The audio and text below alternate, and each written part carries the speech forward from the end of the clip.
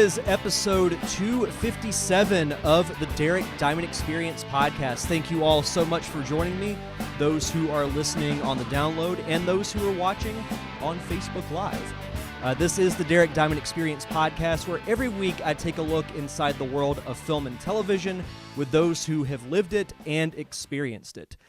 Hopefully, everyone is still enjoying their time in quarantine. I know here in Florida, things are going to start opening back up at the end of this week, which is a whole other subject unto itself that I won't really get into here on the show, because we're not here to talk about, the controversy. I don't even know if you'd call it controversy, or the dispute with opening things back up, anything political, all that stuff. We're here to talk about Disney movies. So for those who don't watch my morning show, The Daily Diamond, I've started doing this show a few weeks ago when I started working from home, and I've gotten into doing top 5 lists, and they've been relatively popular. I know, as of the day that I'm recording this, we did top 5 childhood cartoons that was a huge hit, and actually had, I think, close to 15 people watching at one point, which is really good. For me, but I think that's going to be a subject that we're going to have to bring to this show and do a top 10 list, because it seems to be one that all across the board people were saying this has got to be top 10, or heck, even top 20. I was really blown away by the turnout today, and we've got a few cool people in the chat room. Carlos Longoria, Bill Lyons, my mother Donna Diamond, and Wade Vatican. Yeah, hopefully everyone enjoyed the music I played before we went live. Well, technically we were live, but before I started talking. Carlos, they extended our stay-at-home order until May 15th. I mean, it's not going to happen with us. I mean, this is the one thing I'll say. Our governorship is very anxious to open the state back up. I mean, we made the WWE an essential business, which I'm a WWE fan, but I don't know how they're an essential business when they're doing shows in an empty arena. But and Bill says, so we're singing right now. I played Eye to Eye from a Goofy movie before we officially kicked off the show, but that was a fun little jam to hear. So. But I decided to bring a little bit of the Daily Diamond formula to this show, because I've been thinking about Disney movies a lot, and I wanted to do Disney animated movies. And I did a top 10 Pixar list on the Daily Diamond, so I wanted to disqualify Pixar movies as well as live action, because there's something, and those in the chat can chime in on this, because I'd love to get your thoughts on this. There's just something about that Disney magic that's unlike any other. It's like with video games and Nintendo. Yeah, I mean, I loved Halo when I was a teenager. There's been other games that I really like, but there's nothing quite like playing a good quality Nintendo game. From even the newer ones like Zelda Breath of the Wild and Mario Odyssey, there's just that Nintendo magic that it has, unlike any other gaming company. And I think it's the same with Disney. There's this certain type of magic that you feel. And I think part of it for me is, I got to go to Disney World when I was really young. I've been a few times in my life. I haven't been actually in, I think, nearly 4 years. The last time I went was, I think, back in 2016. But still going back, whether it's as a kid, as an adult, and since I've done both, I can say that it feels different but the same in a way. And I feel the same about Disney movies. You have your classics, and these movies date, many, many, many years ago. And even some of the newer ones, and some of them didn't make my list, but I can think of Moana off the top of my head that had the balance of the good story, the catchy musical numbers, and it's not that traditional 2D style animation, but it had that Disney feel to it that you can't really get from anywhere else. Bill says when that OG Disney Castle animation hits before every flick. Yeah, with the solid blue background and the little animation, it's like a half circle that unveils the castle. Yeah, I would agree with that. I would agree with that 100%. But so what I decided to do was my top 10 Disney animated movies. And much like the Daily Diamond, I'm going to go through my list, and then I've had several of you leave your list on my Facebook page, so I'm going to read those. And again, if you're live in the chat, feel free to chime in at any time whatsoever, because that's what I love about these live shows. And it kind of goes back to, I think, January when I did my first live show in a long time, as far as me by myself. I think I had done one or two with a guest where it was more interview based. But as far as talking just myself to you, the viewers, and getting that almost like a one-on-one interaction in a way, it was, and plus it's almost a new challenge for me, because when you have somebody here to bounce off of, and I had, Thomas Carter Rochester on a couple of weeks ago, and that was a cool vibe to have, two people on a live show going back and forth. But I initially started this podcast as a challenge to myself as far as overcoming my social fears. And then doing the live shows by myself was another layer to that challenge. Can I carry my own show by myself? And so far, I think it's gone really well. And, judging by the interaction that I got in the chat, I would definitely say that. But there are a lot of honorable mentions on my list, and I have to name off, several of them, and feel free to disagree with me if you will, but some that off the top of my head, or right here on my sheet, I should say, Robin Hood. It does have one of my favorite theme songs that I love to troll people with, the do do do do do do do at the very beginning. A funny story behind that. So at the Blue Wahoos, when we have our games, we like to play funny music for opposing batters as they walk up to the plate. And we used that song, the do do do do, one time, and our president actually radioed up to us and said, "That's awesome." And it's one of my favorite ones to use as far as opposing player walk-ups. But Robin Hood is a good one. I read they were going to do a live-action version of it. The thing is, I don't know how that's going to work if they use the animal characters, because I don't think it worked that well with The Lion King. And I mentioned this a few days ago when I did my top 5 Disney song list, I think. But I don't want to say the new Lion King was a bad movie, but I felt like the animation style hurt it, because it's not technically live action, it's hyper-realism. Let's see. Bill just got sent the 40th anniversary Robin Hood. Need to crack it open. I haven't watched that movie in a long time. I probably haven't watched it since I was a kid, if I'm being honest. I have not seen that movie in forever. But Moana, as I mentioned earlier, is on my list. Jungle Book is a classic. Love that movie.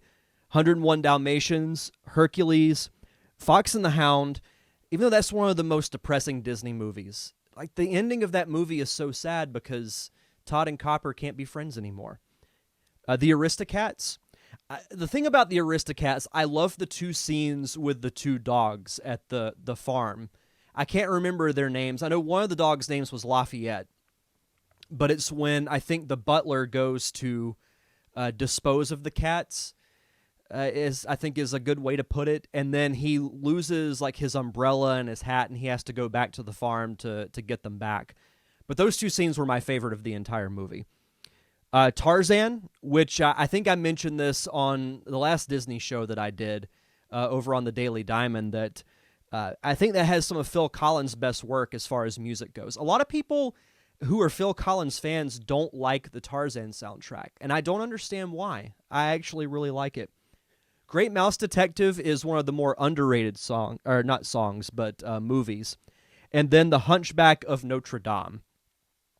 But my number 10, some of these are a little more obscure, but one that I loved growing up, and it just cracked the top 10, was The Three Caballeros, starring Donald Duck, and then you had, I can't remember the other two characters' names, but one was a parrot, and the other was, I think the parrot was from South America, and then there was a rooster from Mexico. But it was almost kind of an educational piece where it was talking about different countries. So you learned something through Disney characters, and they had a couple of cool musical numbers with the three birds. And there's actually there's a ride at Epcot over at Disney World with the three caballeros, and it was kind of a running gag with me and a few friends of mine who would go on that, and they didn't like it, but I personally did, just because I like the three caballeros. Again, I haven't seen this movie in a long time. I want to say I have it on DVD at my parents' house, or I may not. I can't remember, but it's a good one. Yeah, Wade says, "Everybody wants to be a cat." Yeah, that's a good song. My number 9, I feel, is one of the most underrated Disney movies of all time, and that is Oliver and Company. I mentioned this with Disney songs, but this had some really good songs. Like, it had a great soundtrack, not just Why Should I Worry from Billy Joel, but it had Streets of Gold, which I really like. The song that Huey Lewis did, I think it was called Once Upon a Time in New York City. That was a really good one, too. But overall, like, I thought the plot was decent. I like that it had a little bit of a, I don't know if you'd call it, it has that little bit of a grungy type of style to it, if that makes any sense. Like, it has that Disney hand-drawn animation, but if I remember right, it had a little bit of like a grainy quality to it. And I want to say it was made in like the late 80s, which that's a time period that I'm fascinated with.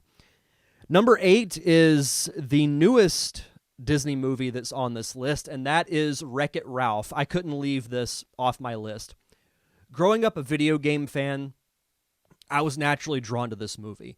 And I remember watching the trailer, and the actual Wreck-It Ralph game had a type of old school Donkey Kong feel to it. And it has a cool story of making the villain the hero. And, of course, you have the cameos by that foul-mouthed Q*bert. You had a brief appearance by Sonic. One of my favorites was, I think, the video game villain therapy group, or whatever it was called. And you had, like, Robotnik, Bowser, and several other video game villains that, if you're a gamer, you'll recognize a lot of them. I haven't seen the sequel yet, Ralph Breaks the Internet. I heard mixed things about it, but it's one that I do want to watch at some point.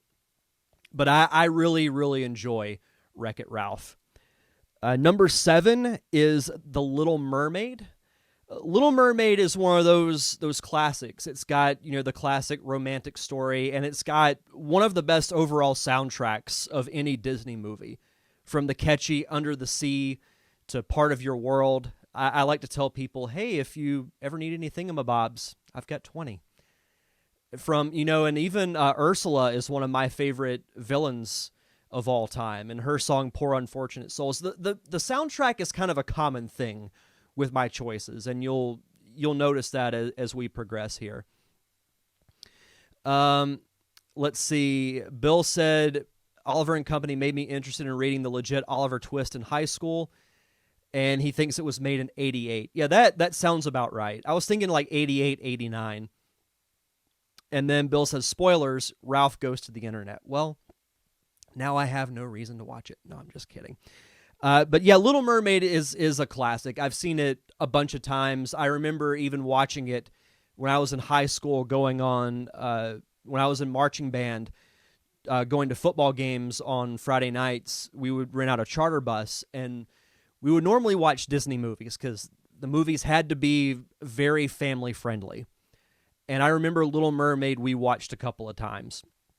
If my mom's still watching, she probably remembers that too. Number 6 is Mulan. I'm actually really, really interested. Bill brings out a great point. Chick could have written in the sand or something, though. Yeah, I mean, when Ariel lost her voice, yeah, she could have just written in the sand or wrote on a piece of paper or something. Let's see. Wade says Little Mermaid was 88. Oliver and Company was 89. I didn't know those were that close. I was thinking Little Mermaid was like 86 or 87, maybe. But I'm not good with years when it comes to Disney movies. And even like my top 2, I can't remember the years that they came out, even though I think they came out back-to-back years. Number 6 is Mulan, and I'm actually really excited for the live action adaptation whenever it's going to come out, because it's going to be very different than the animated version, because it's not going to have Mushu. It's not going to have any musical numbers. Though I think during the military training, they've got to have some type of iteration of Be a Man. Like, they've got to incorporate that into the score somehow. I think that would be a great little nod to fans of the animated movie. But I want to say they're having like a Phoenix character or something in the new Mulan, but you won't have Mushu. I don't know. I mean, I get that you want to make it a little bit more serious, but that's neither here nor there. But I love the animated version. It's one of the better, like, strong female stories, with Mulan taking her dad's place in the army because he's an older man and she doesn't want anything bad to happen to him. So that was a really cool story. I really like Mulan a lot. But kind of getting into the top 5 here, my number 5, this is a movie that it wasn't a mainstream Disney film, but I feel like over the years it's garnered a little bit more credibility, and that is Sword in the Stone, the story of King Arthur. Now, when I saw this movie for the first time, I didn't really know, like, I knew a little bit about the story of King Arthur, but I didn't associate that with this movie. You know, the reason why I like this movie is because I love Archimedes the Owl. I like the interpretation of Merlin. And it's got one of the more underrated Disney villains of all time, Mad Madam Mim. And, yeah, at the end, you know, because the kid, his nickname was Wart, and they called him Arthur at the end, and I was like, holy crap, that's King Arthur. I had no idea. Made me feel kind of like an idiot, but no, I love Sword in the Stone. It's a fantastic animated movie. Number 4 is Beauty and the Beast. For one reason, really only, and that's because it has the single greatest Disney song ever created. No, I'm kidding. I do love the Gaston song, though, but you know, who doesn't love the story of Beauty and the Beast? It's a redemption story and a love story all combined into one, because you have this arrogant prince who gets turned into a beast, and he has to find he has to make a woman love him for who he is on the inside and not because of his good looks. And he succeeds in it, and then he gets turned back into a prince, and he lives happily ever after.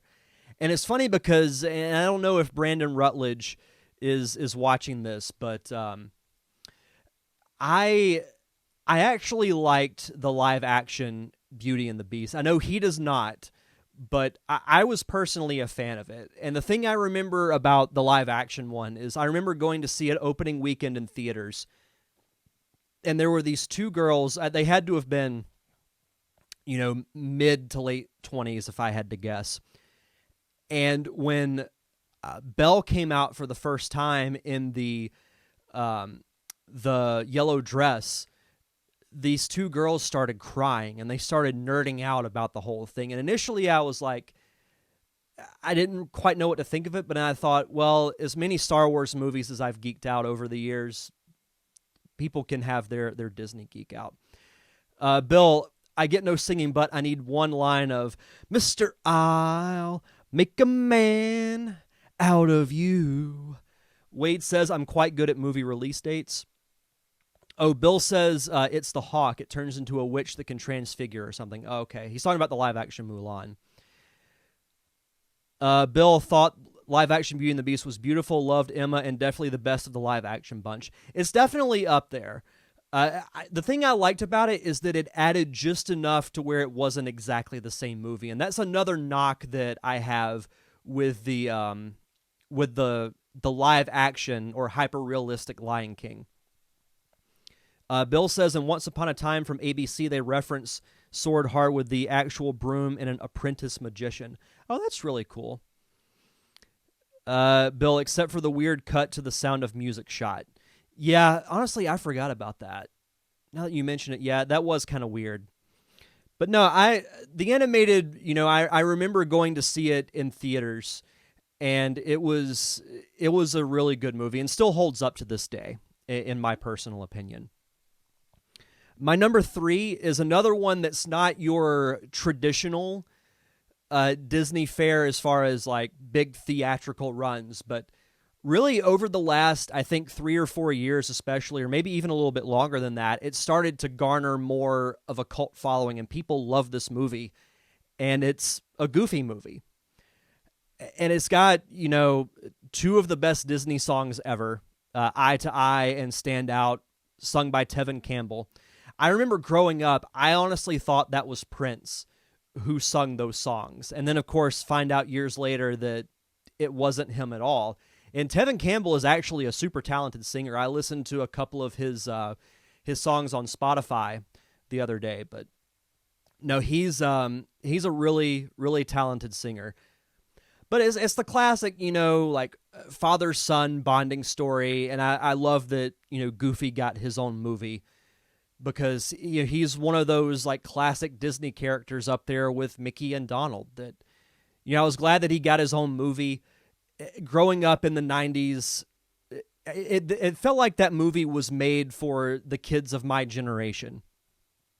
And again, I mentioned the soundtrack was so freaking good. And I love but my favorite part, honestly, of the whole movie is when they run into Bigfoot. And Bigfoot accidentally puts on the headphones and he's dancing to Staying Alive. That was really funny. Bill, yeah, man, getting to meet Jason and Bill at Pensacon was great. Yeah, Bill actually got to interview Bill Farmer, who is the voice of Goofy, over on his podcast, which you can check out on YouTube. Just search for Lions Den Media. I've had the pleasure of being on his show a couple of times. It's been a lot of fun. So if you like fun discussions like I do on here, go over to his podcast and check that out. He does several different podcasts, but all of them are available on YouTube. My number 2 is The Lion King. One of probably the best opening of any Disney movie in history, with the sunrise and the Na Sawenya. It's so iconic, and that song gives me goosebumps every time I hear it. And that movie was an event when it came out. Like this is preceding like the Marvel movies that have come out over the last several years, but I remember that movie was an event when it came out because everyone had to go see it. Oh, Bill says, thanks for the plug. And Wade, yeah, it gave us the awesome Disney afternoon series Goof Troop. Yeah, I remember watching Goof Troop a little bit, but I was more of a DuckTales and a Darkwing Duck fan, but Goof Troop was good too. I watched it. If it was on TV and I happened to be like flipping through channels, I would watch it, but I didn't go out of my way too much to go see it. But from what I did see, I did enjoy it. But no, The Lion King, it's a loose adaptation of the Hamlet story, but it's got some fantastic characters, and Scar is like top 3 Disney villain for me just because of his menacing appearance. Jeremy Irons, the way he voiced Scar was flawless. And I mentioned this on the Disney Song episode of the Daily Diamond, but little Disney trivia fact, Jeremy Irons' vocal cords actually went out on him when he did the singing for Be Prepared, so they had to bring in Jim Cummings to finish the song. And if you go back and you really listen to it, you can hear subtle differences between like the first 2/3 and the last third of the songs. But no, it's Lion King is just such an epic movie. Bill, my mom took me to Lion King, and after we second acted The Mask with Jim Carrey, she loved the hula scene. That's an interesting double feature, The Mask and Lion King. That's actually a good top 5 list I could do, top 5 Jim Carrey movies. But no, Lion King, the soundtrack, not just the soundtrack, but the score by Hans Zimmer and Elton John was absolutely amazing. And, a lot of people talk about the songs like Hakuna Matata, Be Prepared, I Just Can't Wait to Be King, and those songs are great. But the actual score itself, like the scene after Scar is killed and Simba walks up Pride Rock to take his rightful place as king, with the music, with that choir, man, it gives me goosebumps just thinking about it. I actually might go back and listen to that score whenever I'm done here. It's really, really freaking good. But Lion King is just great. I can't say enough good things about it. Wade says, The Lion King was the first movie that my friends from Diabetic Camp and I took a road trip to go see. Oh, that's awesome. That's a really cool memory. But my number one, as great as Lion King is, and these movies you could say are kind of 1A and 1B, but this is definitely my number one, and that is Aladdin. I remember like it was yesterday going to see Aladdin in the theater. So those who grew up in Pensacola who might be listening to or watching this, there used to be outside of Cordova Mall, where Chick-fil-A is now, there was a movie theater there. And then inside the actual mall's food court, there was like a 1 or 2 screen theater. And it was there that I saw the original Ninja Turtles and also where I saw Aladdin.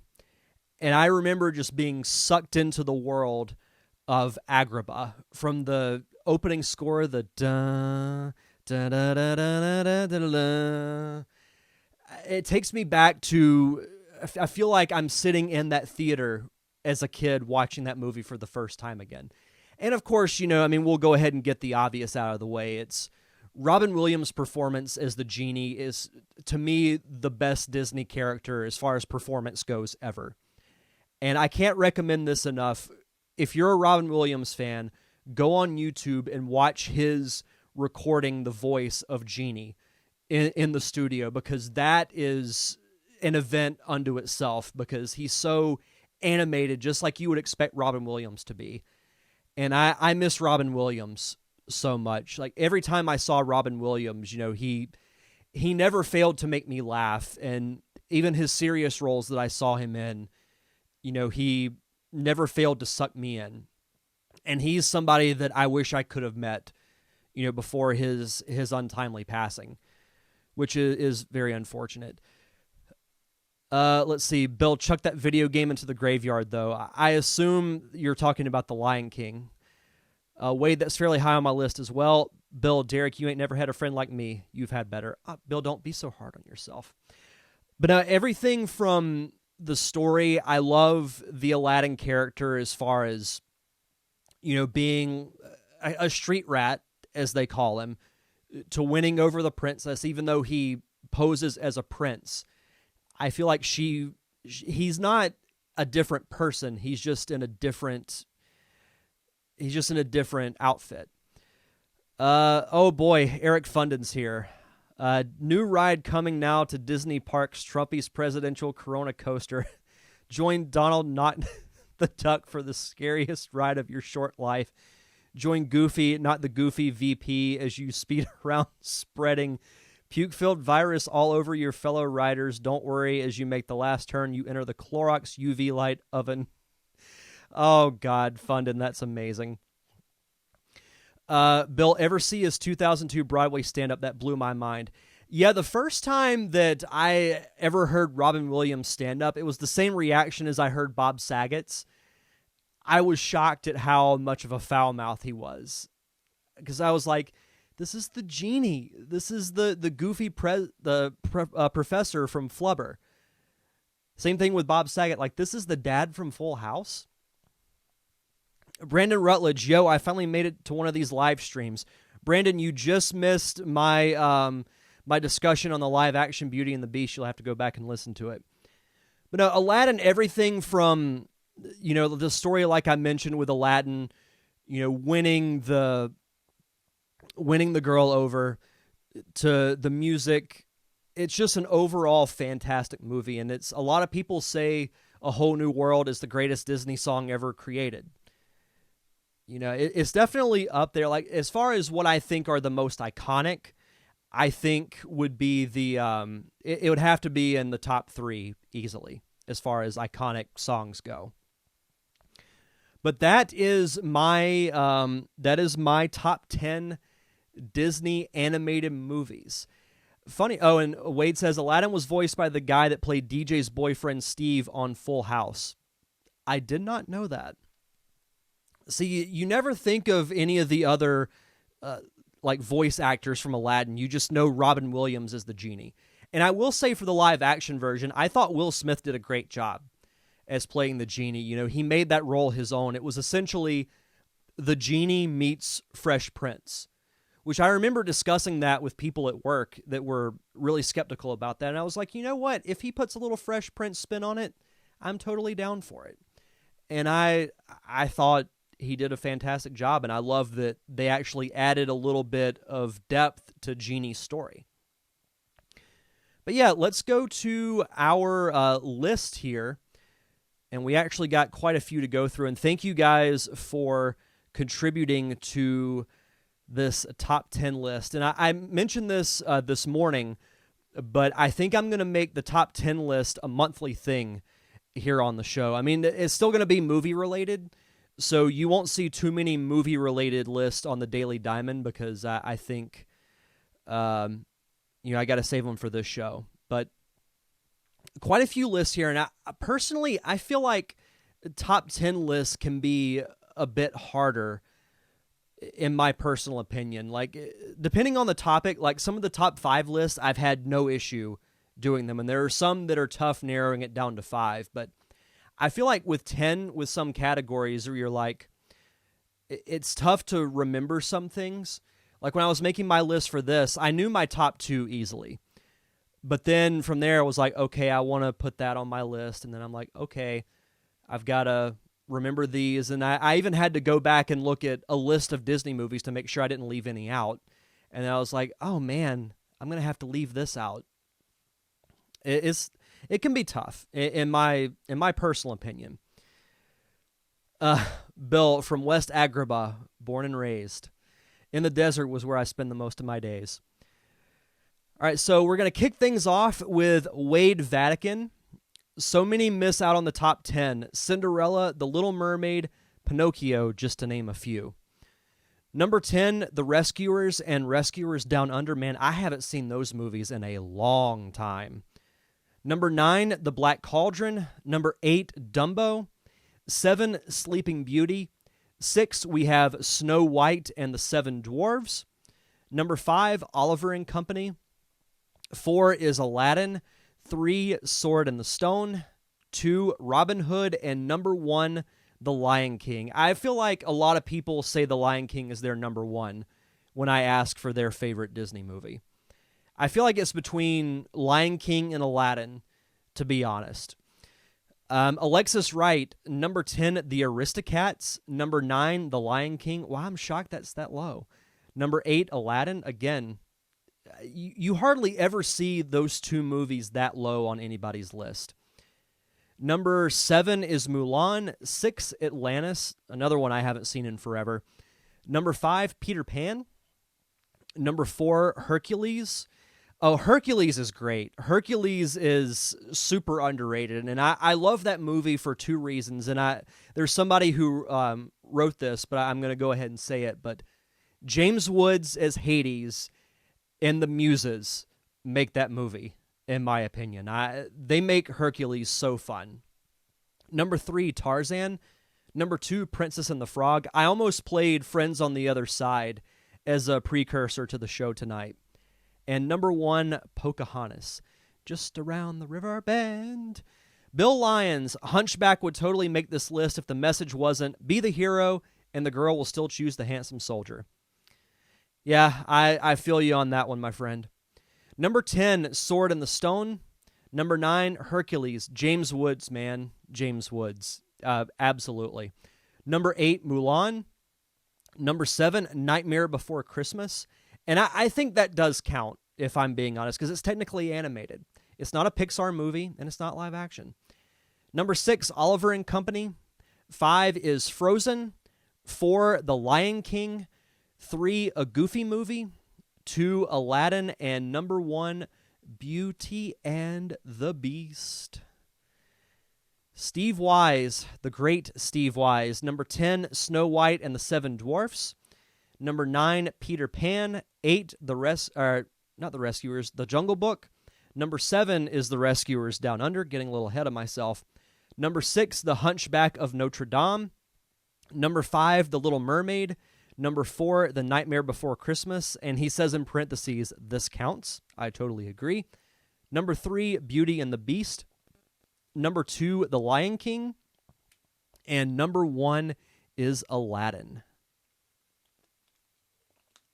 Really good list there. Let's see what's going on in the chat. Let's see. Brandon Rutledge, I had to make a few edits to my own. My wife had her list more quickly together. Bill, Down Under is great. Love that opening. Let's see. Wade, yes, James Wood as Hades is great. Bill, Keith David pod dropping tonight. Awesome. Yeah, Bill, I got to interview Keith David during Pensacon weekend, and I'm quite jealous of that because Keith David is amazing. Wally Phelps, I am not counting Toon Disney, Goofy Movie, DuckTales, Legend of the Lost Lamp, etc. Talk about a movie I haven't seen since I was a kid, and that is DuckTales, Legend of the Lost Lamp. I remember it very well, but I have not seen it in forever. Or Touchstone, Nightmare Before Christmas, and Roger Rabbit. Number 10, The Sword and the Stone. Number 9, Hercules. Number 8, Moana. 7, The Jungle Book.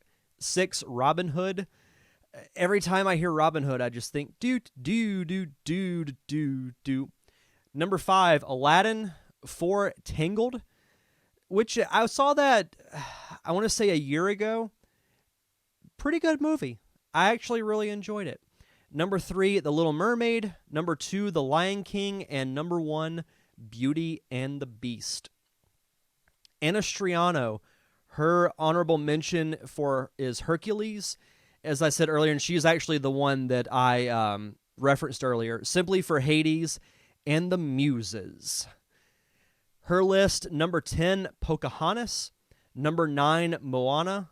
Number 8 is The Lion King. Number 7 is Mulan. Number 6, Frozen 1 and 2. I may have mentioned this on the show. I can't remember if I have or not, but I've actually never seen either Frozen movie. I know like Frozen, I think, came out in like 2013, and my little cousin Trinity absolutely loves it. She's seen it at least 250 times, at least. But I've never seen it. Eventually I will. I just haven't really had a strong desire to see it, if I'm being honest. Number 5, Tangled. 4, Aladdin. 3, The Emperor's New Groove. 2, The Little Mermaid. And number 1 is Cinderella. Cinderella. Samantha Owens, my numbers 1 through 6 never change, but the 7 through 10 choices are interchangeable with several other movies like The Rescuers, Sword in the Stone, Oliver and Company, etc. But for today, I'm going to say I love that she says that, because it's like my top movie list in general. I feel like it changes daily. Number 10, Cinderella. 9 is Mulan. 8, The Emperor's New Groove. 7, Peter Pan. 6, Tarzan. Number 5, Hercules. Number 4, The Little Mermaid. 3 is Aladdin. 2, The Lion King. And number 1, Beauty and the Beast. Also, Anastasia, although it's technically not a Disney movie, but they do own the rights now. That's very true, because Anastasia gets confused for a Disney movie. But it was made by Fox. But Disney owns Fox now, so does that make it a Disney movie? I think it does.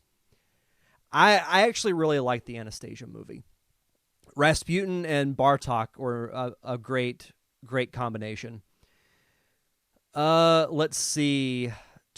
Brandon asks, is that water or vodka? No, it's just water. I'm just having water tonight. Tyler, his proper name is Keith Mother Effin David. Dang right about that. Bill says you're not wrong. Wade, R.I.P. Taylor as the genie in DuckTales. Hilarious. Carlos Longoria, I like Tangled. I'm a manly man, damn it. Bill, I got sucked into watching it because of a girl, which was worth it, but ended up digging it. Let's see, we've got 2 more lists here, or technically 3, because Brandon's got a twofer, as they would say. I almost said 2 in 1, but the actual term is a twofer. At least I like to call it that. Tyler Watson, number 10, Cinderella. Number 9, Atlantis, The Lost Empire. Number 8, The Sword and the Stone. Number 7, The Many Adventures of Winnie the Pooh. Number 6 is Mulan. 5, Hercules. Number 4, The Lion King. 3, The Princess and the Frog. 2, Aladdin. And number 1 is Oliver and Company. I respect that choice as number one. Oliver and Company is a good movie. Brandon Rutledge, his list, honorable mentions, Wreck-It Ralph, The Hunchback of Notre Dame, Many Adventures of Winnie the Pooh, and Big Hero 6. Big Hero 6 is a fantastic movie. I didn't see it for years after it came out, but it was really good, or at least it feels like years. I recently saw it. Again, like I said, I'm not very good at remembering. Like, I can tell you the years that the Star Wars movies came out, but that's really about it. But I know I saw Big Hero 6 a while after its theatrical run, and even after it came out on DVD, stream, or as I like to say as a kid, home video. Number 10, The Princess and the Frog. 9, Zootopia. 8, Tangled. 7, Moana. 6, Mulan. 5, The Lion King. 4, Oliver and Company. 3, Beauty and the Beast.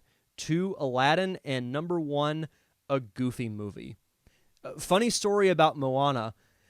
If you guys follow The Rock on Instagram, he actually he sings You're Welcome to his daughter to put her to sleep, but she doesn't know that he's actually the one who sang the song in the movie. She thinks that he's just singing the song for the heck of it. She has no idea that he's a voice actor in that movie, which I think is absolutely hilarious. Wade brings up a good point. I guess that would make Ferngully now Disney as well.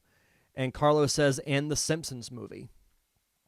Funny enough, I was never a huge Simpsons fan growing up. Like, I went through a phase where I watched The Simpsons when I was in like 5th or 6th grade. But the Simpsons movie was a big deal when it came out. And I mean, the Simpsons show is still going.